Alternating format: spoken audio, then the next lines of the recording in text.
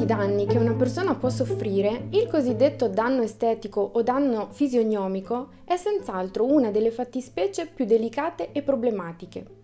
Diciamo subito che il danno estetico è un vero e proprio danno all'integrità psicofisica.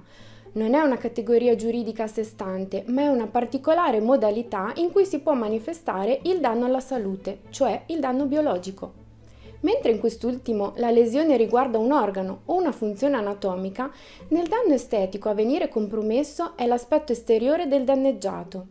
Attenzione però, siamo davanti a un danno estetico non solo nel caso classico della cicatrice deturpante sul volto, ma tutte le volte in cui viene alterata in peggio ovviamente la percezione stessa della propria immagine. Pensiamo ad esempio al caso in cui una persona dopo un incidente si trovi a zoppicare oppure abbia assunto una postura anomala o ancora risulti affetta da strabismo. Ma come è nata la nozione di danno estetico?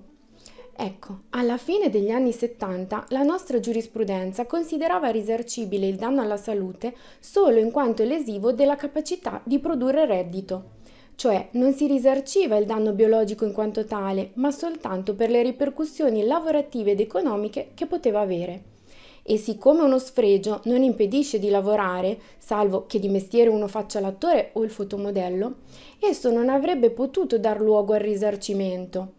Era evidentemente un'ingiustizia, per ovviare alla quale si inventò il concetto di danno estetico, sostenendo che questo tipo di danno rende più difficili le relazioni interpersonali del danneggiato e per questa ragione incide anche sulle sue possibilità di far carriera e così di aumentare i propri guadagni.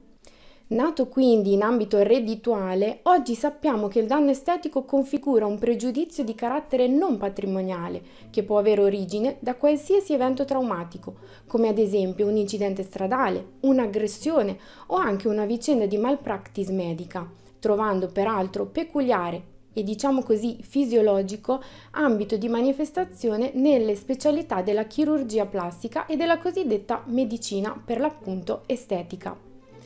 La quantificazione del danno estetico è forse l'aspetto più complicato dell'intera questione, anche perché non esiste una tabella di classificazione di questo genere di pregiudizi.